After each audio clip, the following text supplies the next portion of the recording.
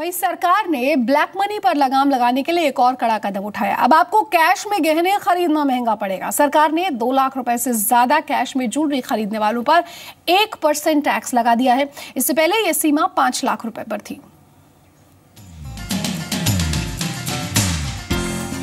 घर में किसी की शादी होने वाली है और ज्वेलरी खरीदने की सोच रहे हैं तो जल्द खरीद लीजिए, क्योंकि अप्रैल से आपको ज्वेलरी खरीदारी पर टैक्स चुकाना पड़ेगा। सरकार ने कैश में लेन देन रोकने के लिए 2 लाख से ज्यादा कैश देकर ज्वेलरी खरीदने पर TCS यानी टैक्स कलेक्टेड एट सोर्स लगा दिया है। इसके लिए सरकार ने फाइनेंस बिल 2017 में ज्वेलरी को जनरल गुड्स की कैटेगरी में डाल दिया है, जिसमें 2 लाख की कैश खरीदारी पर 1% टैक्स लगता है, जबकि ज्वेलरी के लिए पुरानी लिमिट 5 लाख थी। यानी अगर आप 2 लाख की ज्वेलरी कैश में खरीदते हैं तो आपको 1% के हिसाब से 2,000 रूपए, 5 लाख की ज्वेलरी कैश में खरीदने पर 5,000 रूपए और 10 लाख की ज्वेलरी कैश में खरीदने पर 10,000 रूपए टैक्स देना होगा। ये नियम 1 अप्रैल से लागू होंगे। काले धन पर रोक लगाने के लिए सरकार पहले से ही 3 लाख से ज्यादा कैश के लेन देन पर रोक लगा चुकी है। यानी 3 लाख से ज्यादा कैश लेने और देने वालों को सजा मिलेगी। ऐसे में ज्वेलरी के लिए कैश लिमिट बढ़ाए रखना संभव नहीं था, इसलिए सरकार ने ज्वेलरी को भी जनरल गुड्स की कैटेगरी में डाल दिया। सरकार को लगता है कि ज्वेलरी के रूप में ब्लैक मनी का एक बड़ा हिस्सा लोगों के पास है, जिस पर रोक लगाने की जरूरत है। इस नए नियम के बाद टैक्स के रूप में सरकार का खजाना तो भरेगा ही, साथ ही ज्वेलरी के रूप में ब्लैक मनी इकट्ठा करने वालों पर रोक लगेगी। ब्यूरो रिपोर्ट, जी मीडिया।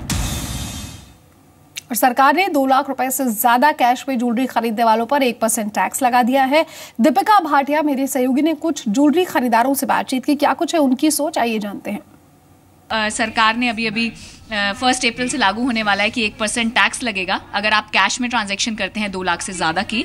तो इस पर क्या लगता है आपको, आपके कारोबार पर कितना असर पड़ सकता है? नहीं, कारोबार पे मेरे को नहीं लगता इतना कोई फर्क पड़ सकता है। वैसे भी डेमोटाइजेशन के बाद मैक्सिमम पेमेंट जो है कार्ड के थ्रू ही आ रही है, तो इसके मेरे को नहीं लगता इतना कोई अगर जिसको परचेज करना ही है, अगर कैश से पेमेंट करता तो उसके लिए 1% कोई मैटर नहीं करता है। हमारे पास हर तरह का कस्टमर आता है, जिसमें लो कैटेगरी होता है, मीडियम भी है और हाई वैल्यू का कस्टमर भी होता है। तो हाई वैल्यू का उसे कोई मैटर नहीं करेगा, अगर जिसको मैटर करता है वो कार्ड से पेमेंट कर देगा। आपसे जानना चाहेंगे, सरकार ने जो ये डिसीजन लिया है कि 1 अप्रैल से अगर आप 2 लाख से ज़्यादा का कैश में ट्रांजैक्शन करते हैं तो उसके ऊपर 1% टैक्स लगेगा। क्या आप इस डिसीजन से खुश हैं? क्या आपको लगता है सही कदम? Yeah, definitely I agree to this. As we say that golden age, we are entering into golden age, and golden age was like, the transparency, the purity, everything is clear, straight. So the government has taken a wonderful step. Yes, ये सही decision है और in terms of transparency and security and tax आप देखें तो ये बहुत अच्छा मूव है गवर्नमेंट की तरफ से।